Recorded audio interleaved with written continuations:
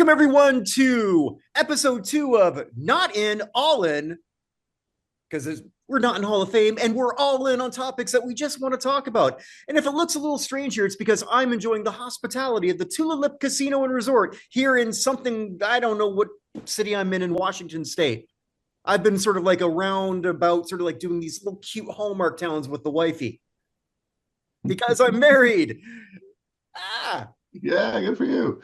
Yeah, someone actually wanted to marry me, and she makes a lot of money and allows me to do this all the time. So I would have told 20-year-old Kirk, hey, you know, one day you're going to be a trophy husband, but I'm 5'8".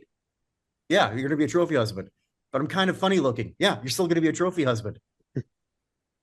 But I'm really bad in bed. It doesn't matter. You're still going to be a trophy husband. I hit the trifecta. I don't know how I did it. But I'm a lucky star. There you go. Joining me, as we did in the first episode, is Chris Mouradian, the co-host of the Elevator Show, and the man from Texas, Longhorn Dave. Check out LHD on sports. He always has this great stuff where he will do the weekly Sportsman of the Week. Check those out. And it's Dave Whitlock. How you doing, guys?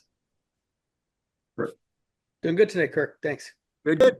Well, doing great. That is fantastic, but not as good as Rory McIlroy, because we wanted to talk about somebody who just took that next level of greatness. It's been expected for a long time with Mr. McIlroy. If he was American, he would have vaulted into our United States Athletics Hall of Fame potential. See what I did there? Yeah, I got a decade or more to wait, but yep. Yeah, but that whole Northern Irish thing sort of is helping him kind of inhibiting him from that. But he becomes the first European to win all Grand Slams. I believe the 6th to do it overall. And this is his 5th major. But as I was sort of explaining before, I've been doing this little road trip, but I did manage to see quite a little bit as we were in one town. And sort of the consensus was at the bar we were at from everyone is Rory can't win the big one on Sundays. Well, that's certainly not the case now. He won. A lot of people are happy. There's a lot of people very, very stoked about this comeback win, not just because he came back to do it. It's just like, okay, he's going to choke again, which is a weird thing to say about somebody who has over 40 career wins on the PGA tournament, but possibly because he came in with everyone saying, with Jack Nicklaus, Tiger Woods saying, this guy's going to win the Masters one day and he's going to do it soon. And it took him until he was gray in the sides. He did it. Well, same here, just only my hairdresser knows for sure what my real hair color is. I don't even know anymore. Make fun of me for that, internet, because it's a lot better than making fun of me over my dislike of the beachcombers, but do with that what you will. My 2 American friends are going, what the fuck is the beachcombers? You've missed nothing, America. But anyway. Take it away, gentlemen. Yeah, I'll start. A big golf fan. I love to watch golf. I don't play golf, which is somewhat ironic, but I really like the history of the game and the way it's been played, and it's still, of all the sports, it's still relatively, I don't want to say pristine in the way it's been played over the years. It's still, they've lengthened because of the equipment and strength conditioning, et cetera. They've lengthened some of the holes, but other than that, I mean, the Masters is still the Masters, still the same course. But as you alluded to, there's only been 6 golfers all time to win the 4 majors, that being the Masters, the United States Open, the Open Championship, also known as the British Open, and PGA Championship. And to win all 4, in one way, you think a good golfer can just go out and win all 4, but each has a little bit different flavor to it, especially the Open Championship in Britain, just with links golf, which means there's just not trees and things like that. It's wide open and flat and wind and things like that. And then the Masters, which has typically tricky holes up and down, lots of traps, lots of places to go out of the course. And then you have the United States Open, which typically has super fast greens. So you've really got to bring a complete game. So there's reasons why it's only been 5 or 6. There's been people that win 20, 30 PGA tournaments to not win it. And of the 6, 5 were post World War II. So that kind of puts you in a current era. But It's Ben Hogan, Gary Player, Jack Nicklaus, Tiger Woods, and Rory McIlroy. So you think about the first four. If there was a Mount Rushmore, maybe times two of the greatest 8 golfers of all time, certainly Hogan, Player, Nicklaus, and Woods would be on it. You could argue that they would be on the regular Mount Rushmore, but there's players like Arnold Palmer that didn't win all 4. Phil Mickelson, who's been around a long time, won a lot of tournaments. Tom Watson, guys like that, Bobby Jones. So to do it, and like you alluded to, Kirk, he's had bugaboos on Sundays sometimes, where especially if he has a lead late, he seems to get whatever you want to call it, the yips, all of a sudden a 6-foot putt just misses a little bit right. Certainly you're a clutch enough player, because he made some great shots down the stretch, but then he would just kind of blow it to an extent, or not blow it, but make a bad shot, put himself behind the hole. And on 18, all he needed to do was make par, and he made bogey. And then there's other golfers, kind of like a Justin Rose, who is this playoff contender that just seems like a solid machine. He's going to hit the fairway, he's going to hit the green, he's going to 2-putt at worst, and if he hits the green well, he'll birdie. So I think a lot of people, I don't know what the odds were swinging on the playoff hole, but after he bogeyed, I think a lot of people probably would have put their chips on Rose, but the second shot from McIlroy just went right by the hole, just a clutch shot. So to dispel the rumors that he can't play clutch golf. So it's really monumental. If you look at, since Jack Nicklaus, there's been 2, Tiger Woods and Rory McIlroy. That's probably our generation of watching golf. Watched a little bit at the end of Nicklaus, but incredible performance, incredible feat, and certainly puts him in the obvious elite company that he is. So what do you think? So you think that is definitely sort of pushes him into, I don't say the stratosphere of legacy, but what else does he sort of need to get into that elite group of the Woods, of the Nicklaus? He's 35, so he's still presumably in his peak, but with a lot of these body guys, right? I mean, like Tiger just fell apart because maybe he just hit the gym too hard. I was reading how he can deadlift 400 pounds, and there's so few of us who can actually do that. No? Okay. Right. None of them on this call, but yes. I thought the way I sort of said that, so few of us, but okay. I couldn't even pick up 400 grams some days, but maybe I did, but in another form. Anyway, let's move on. Sorry. Yeah, I'll just offer, where does this stand in the legacy? So now it just becomes accumulating number of majors. The Nicklaus and Woods are just right there. And like you said, if Woods hadn't necessarily flamed out, he would have just exceeded all of it. But there's nothing to say after age 35, you can play well into your 40s that why can't McIlroy get another PGA? Why can't he go up to the British Open or the Open Championship where he's familiar with and from, and have that home crowd? One thing you talked about, what do fans think? It's always fun to watch. Fans are always cheering for whoever's playing. Like, you hardly ever see them boo a person because they don't like the person. They're always they cheer when a person does well. They kind of when they miss a putt. And certainly, I love that about the sport. Certainly, you don't see that in other sports, especially team sports. But so it was fun to watch. The gallery was behind him. You heard, "Let's go, Rory, knock it in," all that type of stuff. So it was quite fun to watch. A great, entertaining Sunday, all weekend of golf. But Sunday, the back 9 was back and forth, and there was other contenders that were coming and going, DeChambeau and some other guys. But it ended up being Rory, and he got it done. This could be the great mental leap that he needs to go even further at this point. Because there's a lot. He can relax now. Yeah. I mean, so like now that he's sort of gotten that, he's gotten the proverbial monkey off his back. He could potentially, with that with that block gone, it wouldn't surprise me if from 35 to 40, we might see the best golf of his career. I think it's very possible. Not surprised me at all. Yeah. Congratulations to Rory. He was your Sportsman of the Week, was he not? He's about to be. He's about to be. Okay. I haven't filled that out yet, but he'll be a second time. He won last in 2014, I think. So it's been a decade since he last won it. Hmm. Well, the other topic that we wanted to go into is, I said this before our call began, the NCAA and the NIL system, which I compared to replacing a pile of shit with a pile of diarrhea. You had to go there. Yes. Fecal matter is, well, in part German. So, I mean, that's something that apparently we know really well if you watch our porn. Well, the show's really gone off the side, but Are you surprised? No. I mean, 9. the first German word I did learn was Scheisen.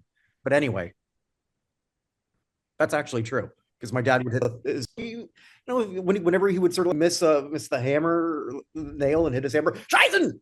But anyway, something sort of transpired over the weekend at the University of Tennessee with the quarterback. I always pronounce this wrong. Nico Imaleva. I think I got that right. I'm a leaving. Well, yeah, I actually had that planned later too, but that's okay. But yes, here we have, I don't want to say the first casualty of NIL, but the first dispute of NIL. And it's actually shocking that it took this long for this to occur.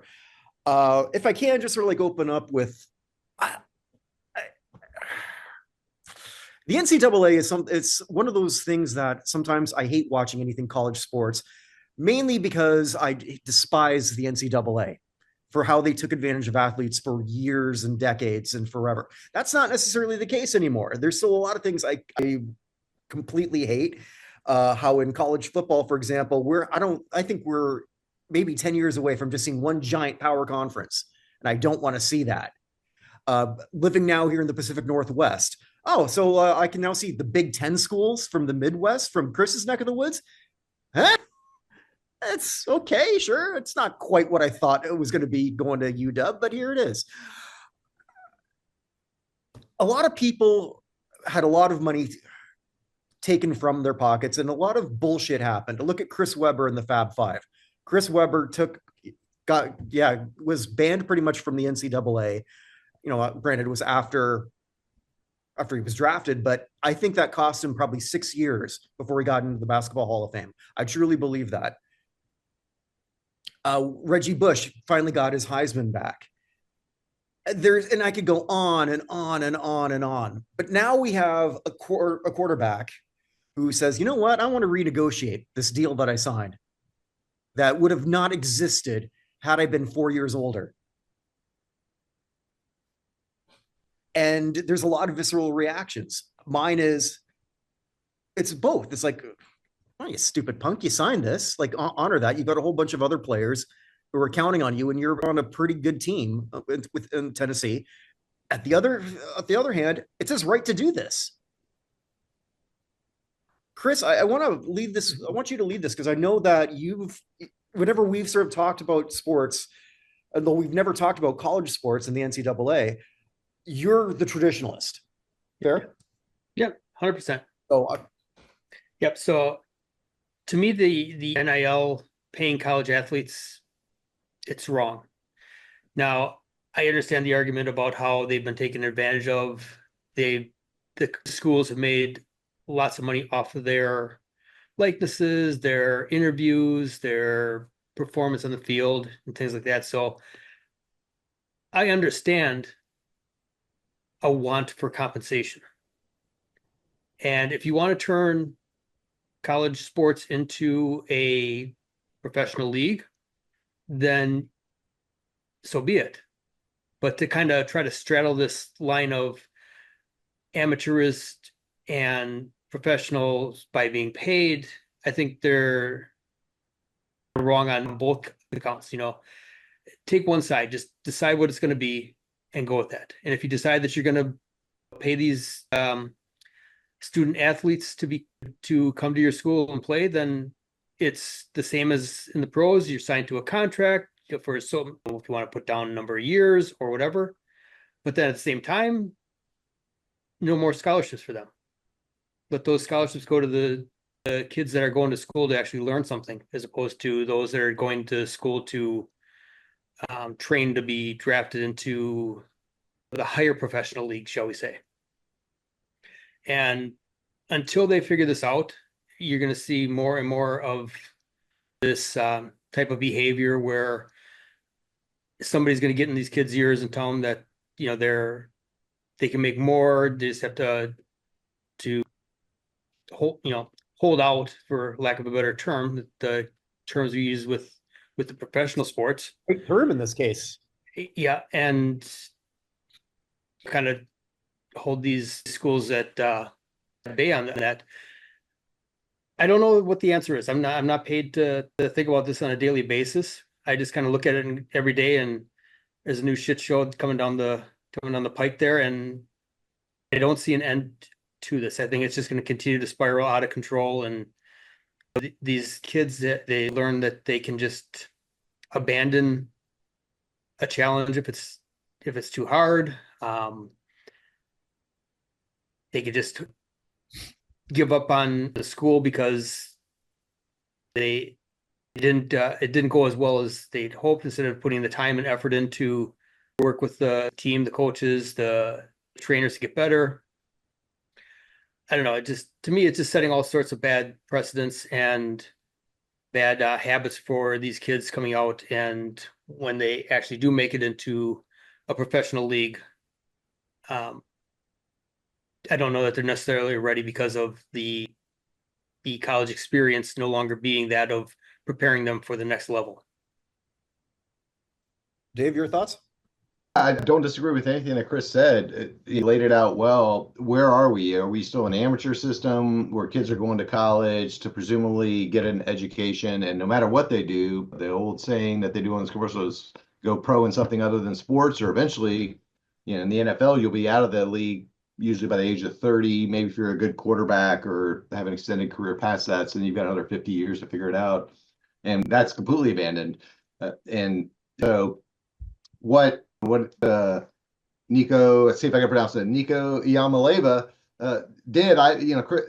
Kirk, you alluded to, this is kind of the first one. I bet you this has been going on behind the scenes for a while, and it's just now reaching a point where we're certain. I think Tennessee kind of put it out there in the public a little bit as leverage. Let's just say, we're having the negotiation. The rest of it's kind of like, we respect you, respect us. We'll keep this on the down low, and if you want to walk out that door, you just go walk out that door. Combined with this NIL thing is this transfer portal complication, where just anybody can just go anywhere pretty much every other year.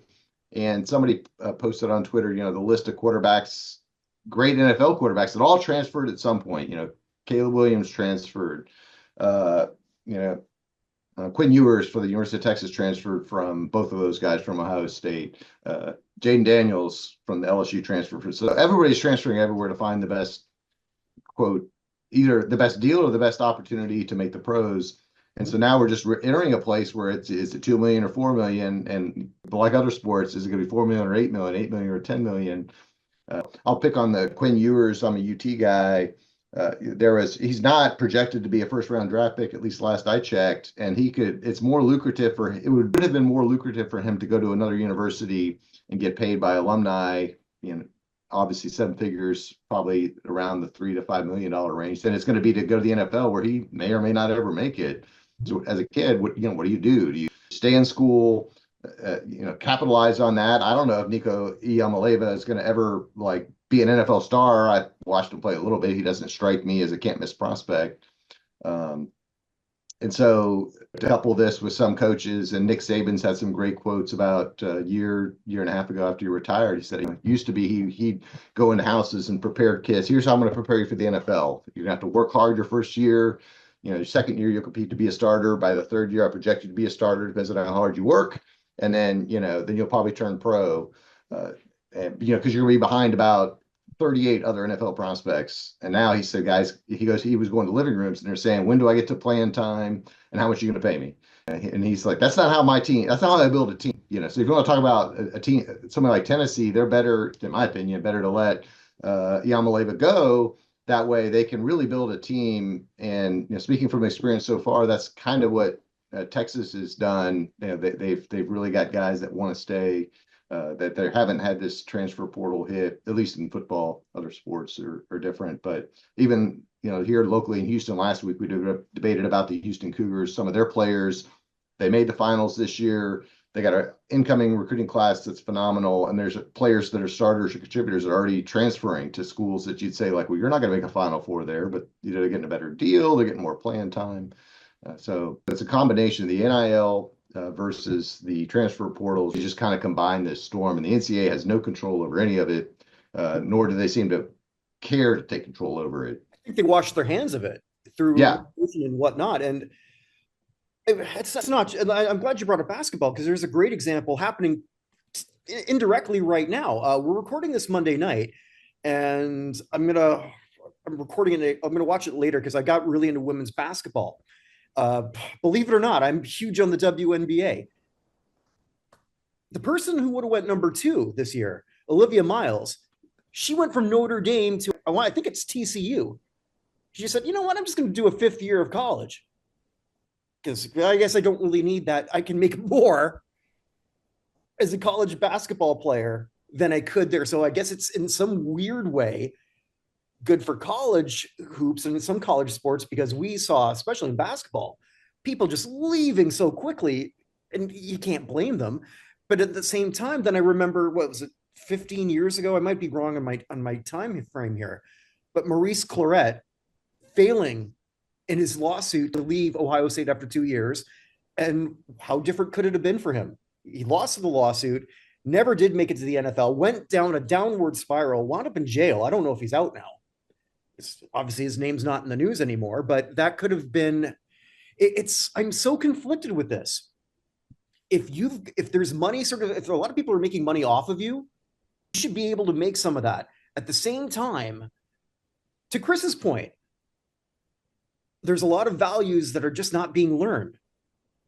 And how many times have we seen, especially in basketball and in football, where it's a shorter career, where these kids are making a lot of money for the first time. So they're making get their big first check at age 22, presumably if they weren't getting a whole bunch of stuff from boosters, which they probably were, but we'll just play along. But either way, it's something that it's there, it's tangible. You don't have to hide it. So you can actually flash it.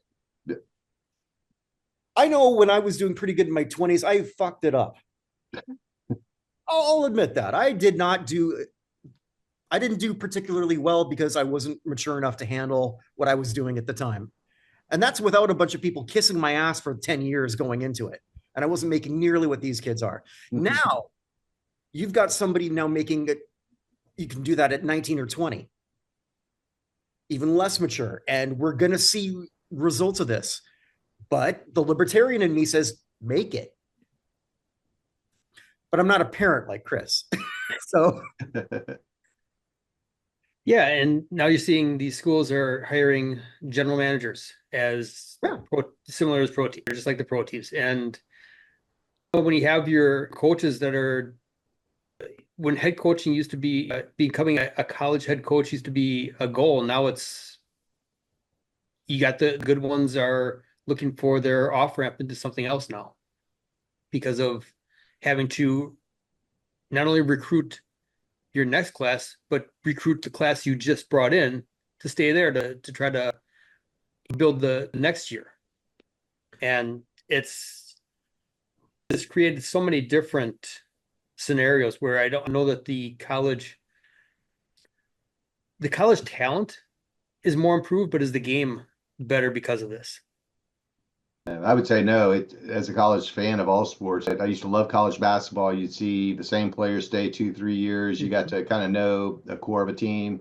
I think back to some of the Duke was the poster child because they didn't have people leave early. But I was a big UNLV fan, so you had these UNLV players, the running Rebels that would stay 2-3 years, and then that all just kind of started to break down. So I have less connection. Particularly basketball and baseball now, it's a whole new roster every year. Football, you get a few guys back every year, but that's getting less and less. And I think it was you, Chris, that used the word spiral. This is just spiraling. We may be the bottom of the parabolic curve that's going to go up in terms of craziness. And then you mentioned transfers. Right now, the transfer portal opens right in the middle of the college football playoffs because those last over a month. So you're trying to prepare yourself. If you're Clemson, you're trying to prepare yourself for a football game. You're trying to retain talent. Talent's coming off the board that you might want to get. Clemson may be a bad example because Dabo doesn't like the transfer portal, but and the NCAA says, whatever, we're not worried about putting regulations on this. It's a free for all. I even read that. And again, all this is rumors with Nico. I think this happens all the time, but Nico Yamaleva was even threatening to maybe even sit out the playoff game if he didn't get a new deal before. That was the headline today before that game. And so now which is on one hand, great for him. He's got the leverage, but on the other hand, what the heck? I'm a Tennessee fan. I want to see, we made the playoffs. We have a chance. So this is the tip of the iceberg, probably, on where we're going until somebody gets control of this, and the NCAA ain't the answer. I think also they've washed their hands of it.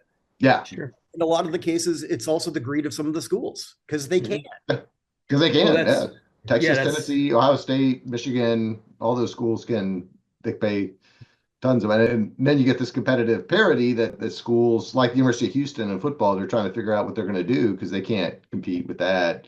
They could join the Big 12, and they've had some good football teams, but they're not going to be able to, if they get a good player. In fact, Texas' best receiver last year, Golden, came out of U of H the year before because he said, I'm going to go play for a team that's going to make the playoffs. So it's complex. Sorry. Yeah, we're in baseball season right now, and a lot of the fans like to point out the disparity between the Dodgers, the Mets, the teams that are spending money as opposed to the Minnesota Twins, the Tampa Bay Rays, and things like that. We're what, a year or 2 years away from these colleges basically splitting into something like that. You look at the Big 18 or whatever the Big 10 is now, where you have schools like Michigan and Ohio State and Washington, UCLA, USC, and what they can pay their athletes as opposed to the teams like Wisconsin, Minnesota, Michigan State. Indiana's kind of in the middle there. They're kind of found something there, but you can't really have in division or in conference competition when you have disparities as big as this, and salary cap is kind of something that's one for the NFL. Well, I'm not sure. Yeah, I'm not sure how it's done for the basketball. Baseball doesn't have it, but I think it's a school salary cap, if I read that correctly. So like a school can only pay X amount towards that. But then even then, I'm not sure that I even get it, because my understanding, each state will have different rules to it, and then sort of trying to do everything nationally is very difficult. Yeah, then deciding which student or which athlete to pay, as opposed to paying your top pitcher that you're trying to keep from turning pro, or are you paying your goaltender that you're stealing away from Western Michigan that just won the championship? If you're Bemidji State, you're going all in on hockey. There you go. Absolutely. It's Mac's world in hockey, baby. It's the Mac. But you look at, like I said, Wisconsin, they have phenomenal women's hockey team. They've had very strong men's hockey teams. Their football team used to be competitive. Their basketball team was always sound. They had to drop baseball because of Title IX, but volleyball, cross country, they're tops in a lot of these sports, or have been. But now, with being a mid school, I guess at this point, when you think about it financially, revenue wise, there's only so much money coming into the school, and which sports make you the money? Those are the ones you're going to be trying to bulk up with the best players, so you can earn more money to kind of keep the whole cycle going there. Yeah, if Western Michigan can get Nico Yamaleva to be their quarterback, they'll probably win 8-9 games, maybe even contend for a playoff spot. And that, so if they can pool enough money, but that's the world we live in. I don't like it. I don't like the traditional. But it's one of those things where I'll feel dirty every time I watch it. But I'm going to watch it, much like I do the Olympics. Yeah. Well, I think this brings everything here to a close. I got to do a cleaner exit than I did last time, because I got sort of crap from my co-hosts here saying, I don't know what you were trying to say at the end of it. I probably didn't either. That's why I had Dr. Pepper instead of whatever the hell I was drinking last week. So wherever you are, wherever you may be, make today count, because it never comes again. Check out everything else that we do here at notinhallofame.com. In a couple of weeks, also, we're going to have the big launch of the next group of nominees for the United States Athletics Hall of Fame. Chris and Dave were the people who helped decide that. And we've actually had 27 votes come in from athletes, players, coaches, and a mascot, believe it or not. Yeah, someone who's in the Mascot Hall of Fame. Yeah. Yeah. Oh, nice. Yes. I don't know what his real name is. It's one of Evan's friends, but he was the bird in Baltimore. I don't know nice. what they call him, but I thought that was sort of pretty cool. Very cool. Yeah. So look for that very soon. And we're going to have an announcement show of all those. Actually, I should have the two of you on there because that way you can sort of like learn you can learn it live and hear live, get your reactions as to who is the replacements. And it's not just a great band from the 80s. The Replacements? No? Okay. Hall of Fame band? Not quite. We're nominated once. They were that. Okay, before this goes even further off the rails, that's what I do better than anybody. Take care, everybody. Good to see you, Kirk. Good to see you, Chris.